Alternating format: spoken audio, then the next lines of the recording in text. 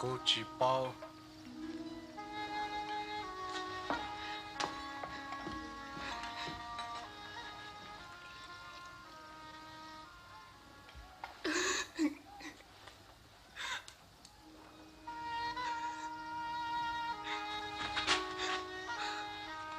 Nào tao trên này.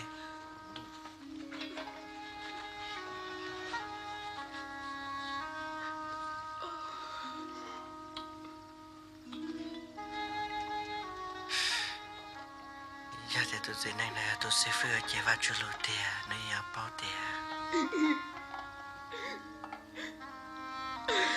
Tôi bắt đầu có nên là giờ ý nè, này ở sao? Cú bố tụ cú bố nó rong xì mà, giờ cuộc hai ít ra chỗ cả,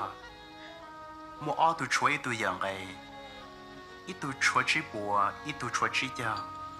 ở tụ bùa lên chỉ mua nhà thể đó tụ giờ họ, để được sợ cho để ràng chỗ, tụ tự nhiên chú nó chẳng tụ hay lo, Cô sao đến chế giờ tôi hiện tại răng đến đầu trò. giờ lại lâu, tụ cú bố nó nè, cú tuột sâu hú cái chế, cái tụ chỉ mất lên số cú có tài, còn nếu mua có muốn số cú có tài, hai nếu mua nếu lấy bao hậu sợ, cú tua cái chuyện nữ cú lệ. Cô xây lấy của tôi su nếu phèn nữ của cô tao chỉ trò chơi,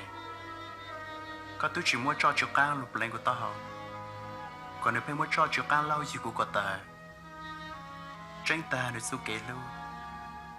hà ta nếu lúc gì tôi cho mua rằng là, tôi cứ tao giải cái rằng gì chơi,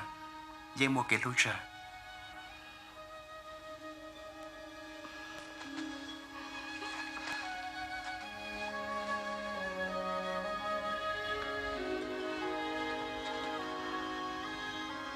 Các lúc gì tôi cho mua rằng là các số kiến trên thứ ba có tiền là nhà lấy mong. Cô